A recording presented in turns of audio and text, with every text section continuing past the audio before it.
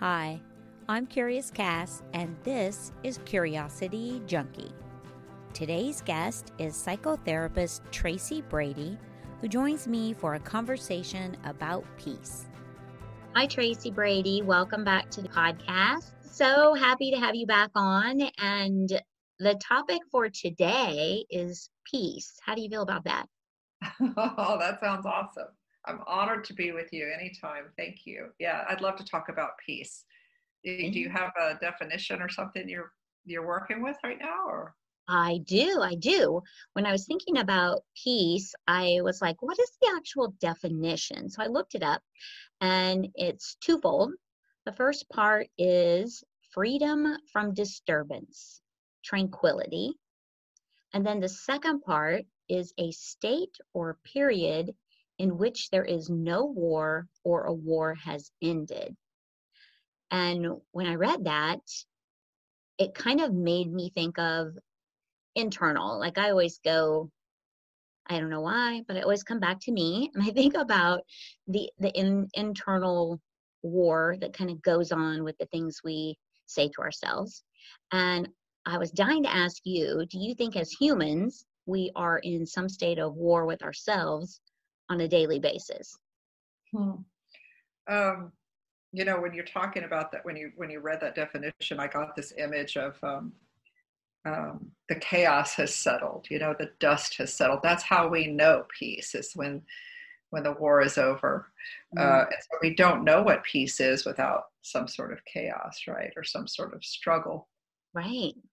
And a war within ourselves, of course. I mean, who doesn't struggle with what they think is right or wrong, what they believe, all sorts of things. But, in order to know and be a part of a greater peace for nations, for the world, for your family even, we have to know peace within, right? So one of the biggest things I hear people say is, or most frequently, is I want to find peace. I struggle to find peace. Why can't I find peace within myself? I'm just constantly this and constantly that. And then when I try to find peace, it's there for a second and it's gone. Yes. Like this elusive thing. That, very much so, on a daily basis. Yeah, and just knowing that you want peace tells you that you have a great capacity within. Whether or not you have the ability to sense it or feel it at the time, that changes, right? That changes from moment to moment. But the desire to have this sense of peace indicates, to me anyway, that we have a capacity for it. Does that make sense to you? That there is a vessel within us, or a way, or a spot, or a something that knows it when it has it, knows it when it sees it, and if it doesn't, then definitely knows the opposite. Right. So one of the things that I always ask people is, what is your idea of peace? What is it? Because if you want to get somewhere, or you want to experience something, if you're not familiar with what you think it is, I mean, how are you going to know when you're there? Right. So I'll just ask you, what is your idea of peace? For me, when you ask me that, the first thing that popped into my head is calm, like a calmness. Okay. And if I ask you, what does that calmness look like to you if you close your eyes and you see yourself calm, or in a calm state, or in a calm environment? What's the environment like for you? I see it as minimalist, if that makes sense. So like very few things in the space, not overwhelming, nothing, just not too much.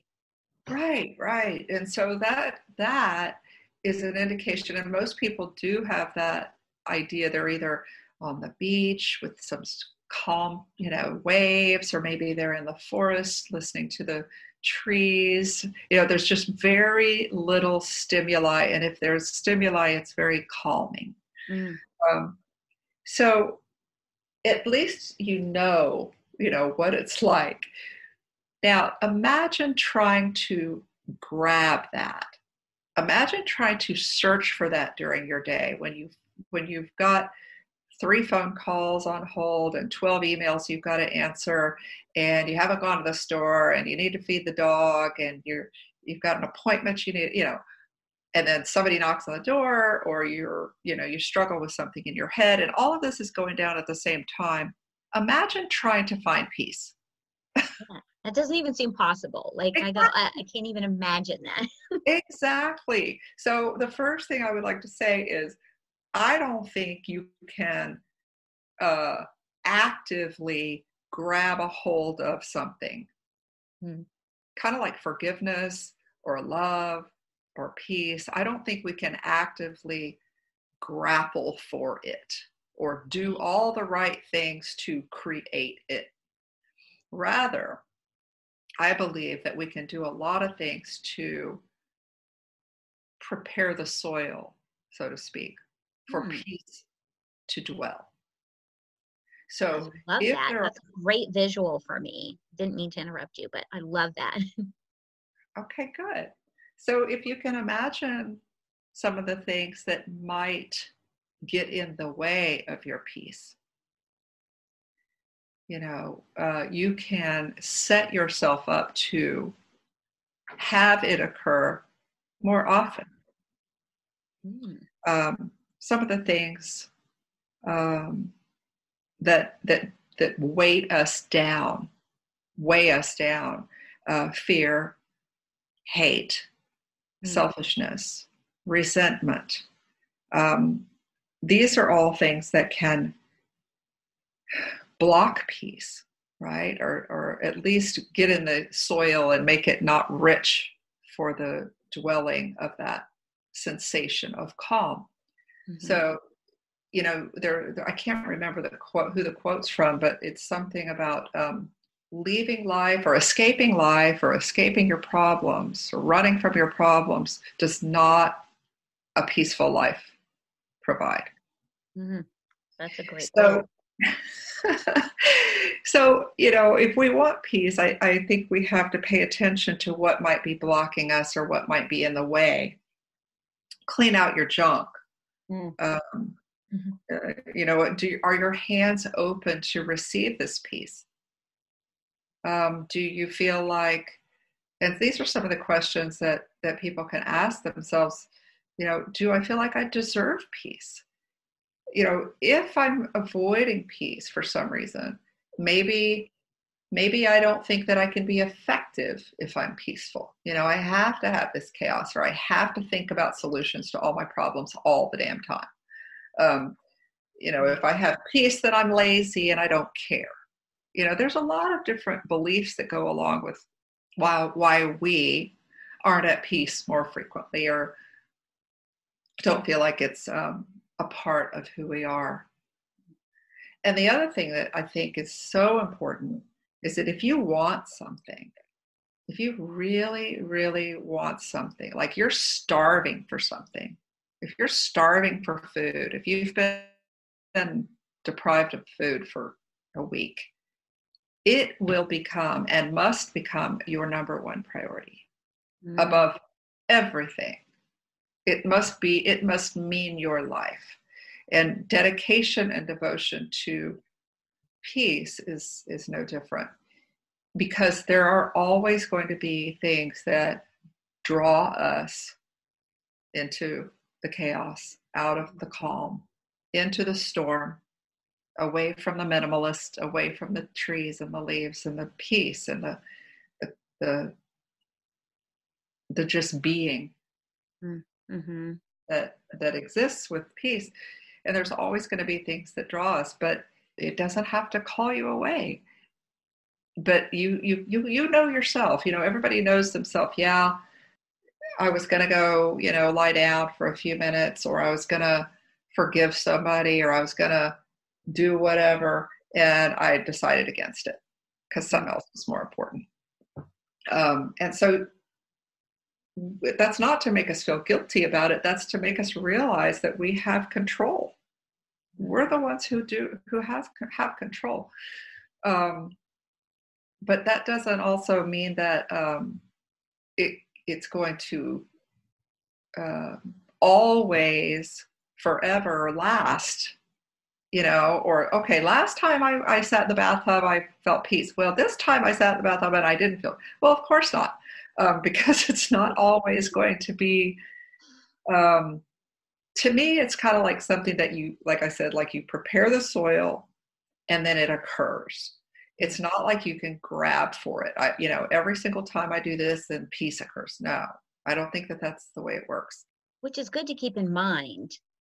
Like, just because you got peace in a moment doing something specific doesn't mean that you're going to step into that again in the same mindset with the same thoughts. Every moment is different. Exactly. Every moment is different. But there are things we can do to remove the blocks that we have and we carry that prevent us from feeling that more frequently and more deeply. Yes. What are those things? Help us. Well, let's see. Where shall we start? What do you think might be one of them? I go to two things pop into my head, and for me, they go together: the journaling and meditation. Okay, so let's start with the journaling. Mm-hmm. The reason that journaling works for some people and most people mm-hmm. is they're honest. Yes. If you can see the words, thoughts, and beliefs that come from you on paper, mm-hmm. it's really hard to deny that. Absolutely. And for that reason, that we can be honest and not put on a show, that we can see our flaws, our assets, our feelings, our beliefs, where we did well, where we fell short. That is huge for cultivating the soil for peace. Because that war that you talked about earlier is us not being ourselves, not knowing where we are, who we're supposed to be. So journaling is a very, very important way. It's not the only way, mm-hmm. but a very important way to see ourselves for who we are, to hold a mirror, accurate mirror. Because if you write down something, I don't know if you've ever done this, I have. You write something down, I journal a lot. And I want to get to the end. I want to have a resolution. Mm-hmm. And sometimes it just won't come. And it's so frustrating. And talk about no peace. And I'm like, God dang it. But I'm here. I got my pen. I got my journal. It's my pretty elephant journal. I've been honest as I can. But still, I'm at a place where I can't see beyond. Mm-hmm. But even then, I realize that's where I am. That's where I am. And there is a peace about that. There's a peace about accepting yourself for where you are, even if it's not resolved yet, even if there's questions, especially if it's not resolved or there's questions. I can't make up my mind whether I want to vote Democrat or Republican. I don't know if my neighbor's crazy or on the right side. Yes. If we wait to have a resolution to these things before we're at peace, we're going to be waiting a dang long time, because it's more important to be accepting, non-judgmentally accepting of, we don't know. I don't know. And that's where I am right now. I don't know. Or I do know, and that's where I am right now. That can change too. Yeah, I've heard it said that peace is like, an ocean can be very turbulent when there's a hurricane. If you've ever lived near the water or seen it on TV, they can just be crazy. The waves are just really just chaotic, right? And the poor fish, or God knows what's happening to them. And there's, the foam is going and they're real high and they're bouncing up and and they're crashing. But deep down below, it's calm. And there's just barely any movement of water. That is a place that we have the capacity to experience all the time. And the things that we can do, like you said, journaling, what was the other thing you said? Meditation. Things that we can do to cultivate the soil for that. I like the idea of subtraction rather than adding, because I know people have a lot to do already. Mm-hmm. So if you say, I'm going to meditate 2 hours a day, and you got to journal an hour every morning and every night, and you go, holy cow, put that on my list of things that stress me out. Right, absolutely. But just, and so the most important thing about this is your attitude toward it. If I know, for example, okay, say I get stressy. Oh gosh, I want to meditate. I want to go light a candle, or I need to do this. I need. The attitude that I have about that is worse for my cultivation of my peace soil. Mm-hmm. And so rather than, maybe I should go meditate. Maybe I should go take 10 or 15 minutes and sit. Maybe it'd be great for my peace cultivation. But if I'm so stressed and I'm not going to, I'm like, oh, God, this is horrible. I got to go meditate now. I got to put the dinner on hold. Maybe I shouldn't. So there is no one right way or wrong way, or do this or do that. Don't do this, don't do that.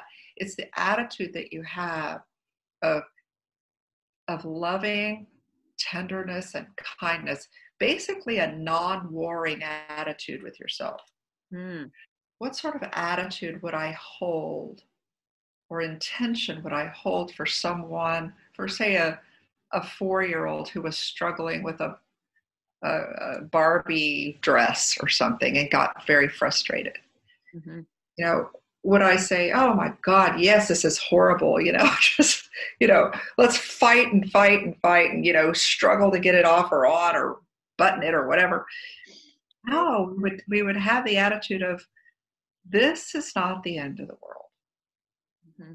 This is something we can deal with. We would tell ourselves that. You would tell a child that, let me help you. Let's have a look. Let's put it to the side for a minute.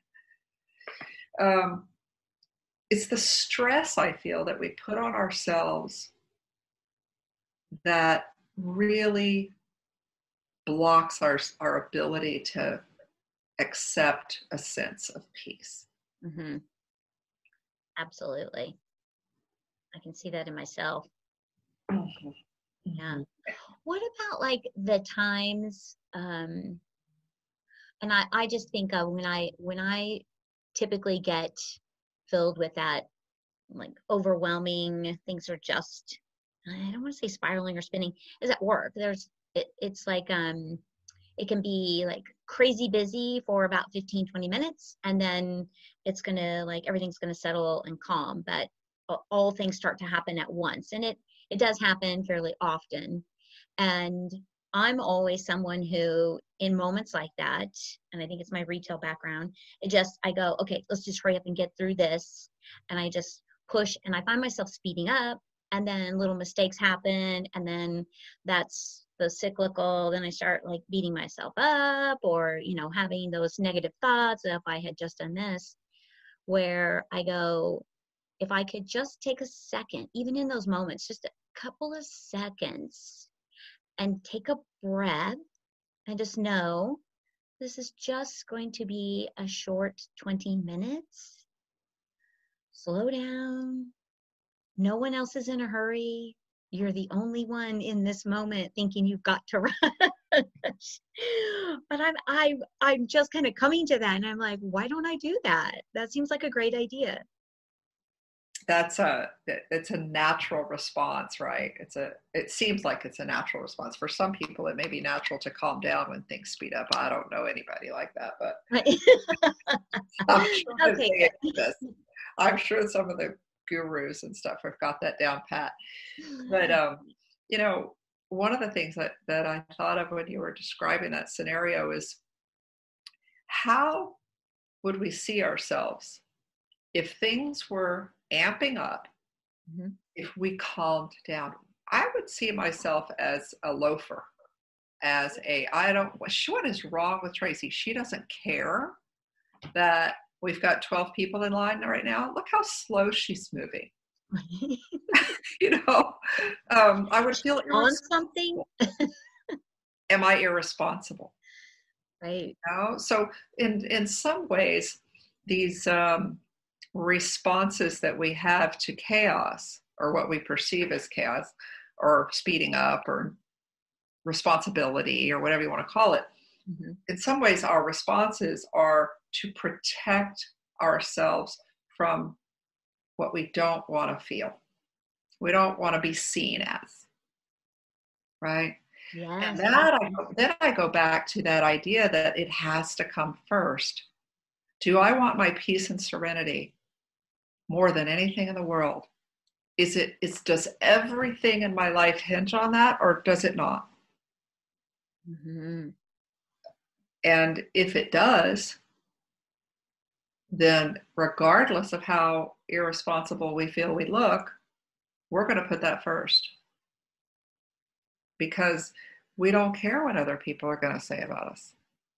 Right. Because if you're speeding because you're hurrying up because you've been late and the kids have kept you up, and you didn't get poke yourself in the eye with your eye curler, and you're you had diarrhea this morning or something. I don't know, something kept you late, right? And so you're driving somewhere to an appointment and you're speeding. You're speeding. So what's going to happen? Because you have to move quicker to make up for. So, but if you get a ticket, if you hit somebody, if somebody hits you, if you run over somebody, if you're not going to be early. You're going to be way later than you would have been if you'd have just gone the speed limit.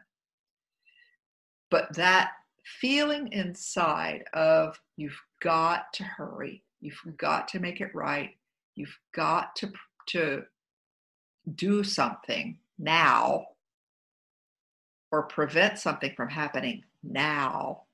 Right. That is that pressure, that internal stress and pressure that I believe prevents any kind of peace. So it's more of a focus on what can I do or not do, remove from my life or add to my life, or my attitudes, my beliefs that will allow me to experience peace more frequently. And what barriers do I have to experiencing that? Because like I said, everything that we do has a good reason. I rush around because I want people to think I'm busy. I don't want them to think I'm a loafer. Right. Why isn't it okay for us to sit around? Why isn't it okay for me to not, walk 500 miles an hour? My grandmother walked like, oh my God, like there was a fire every second. She was in great shape, but it made me wonder where the fire was. Right. Why are we in a hurry always? All the time. You gotta hurry and hurry and hurry because you never know what's gonna come down the pike that you might need to be ready for. I liked the visual of like planting the seed. So what are some steps we can do to kind of, once we plant that seed, how do we then really work to cultivate the peace? I don't like the idea of having to get back somewhere because I feel like that, and it for me is stressful. If I planted a seed for peace, I can't put that pressure on myself to get there again. Okay. I like that too, because that's exactly what I was thinking. It's like, now what do we have to do? I'm putting this thing on myself already. It's almost like, all of our conditioning says that, and our egos love it because it has a job. What is it that I can do to participate in this great, wonderful thing for myself? Well, besides preparing yourself, not a lot. because once you start struggling to get somewhere or to go away from something, you're struggling. Mm-hmm. And you may find a happy in between spot there, but you always pass right over that. It's like, okay, let me stay away from chaos. Okay, I'm struggling to stay away from chaos. Okay, let me make sure that I'm going toward peace. Let me make sure that I'm focused on that. Either way, it's not relaxed. I mean, it doesn't give you a sense of, let me just be here now for a hot second, just, not have any pressures, not, just allow myself to feel what that would feel like for a minute. Mm-hmm. And then observe what beliefs you have about that. Like I said, for me, it's about, what do people think of me? Do they think I'm just a lazy SOB? Do I just not care, that I'm just such a, as my mother calls it, Tracy, I don't want to hear any more of that airy-fairy stuff. God forbid that you be airy-fairy. I don't mind being airy-fairy anymore. If other people want to be hyped up and chaotic, that's your business, but I don't like it. Yes, right? No, and I don't think most people do. So when you ask about what we can do, I go back to preparing ourselves. What ideas do you have about peace? Explore, be honest with yourself. What examples do you have for peace? How was that expressed to you in your life? What do you associate with peace? Is it horseback riding? Is it drawing? These are some things that you can, when you ask yourself these questions, things come up for you. Things will come up. Yoga, some people like hammering. I mean, it just depends. Everybody's so different. It's a peaceful period. You don't have to just be lying on the floor doing nothing to experience peace. Sometimes peace comes when there's a resolution of something, like between two friends, or we don't have to figure something out. We let ourselves off the hook for something that we've been struggling with. It's like, oh, wow. You mean I can give myself permission to not figure that out? Right. Wow, thank you. But then what am I going to do? Well, I guess I could enjoy a show or a book or something, or create something. How awesome is that? Mm-hmm. Also, that honesty part. I think, everybody's being as honest as they can in any one moment with themselves. But if you really truly want to have more peace and experience peace inside, and you will have it outside, you'll see it outside and experience it outside yourself once you're a little more familiar with it inside, you have to get honest with yourself. What is it that I'm doing in my life that I shouldn't be doing, that I feel bad about, that I'm maybe is there something I should do, I should say, a boundary maybe I should set with someone, or something that, it doesn't have to be a hard and fast wall, right. But it can be, for today, I'm not going to answer the phone after 9:00. That's a boundary you set for yourself. Mm-hmm. Well, what happens if mom calls? What happens if the kids call? What happens if work needs me? You know what? That just all have to get along. Right. You have to start prioritizing yourself and being honest about that, and being honest with yourself about why you're not. Why you're not. It's generally this protection of who we think we need to present to ourselves and the world in order to be acceptable. Distortion of reality is another one.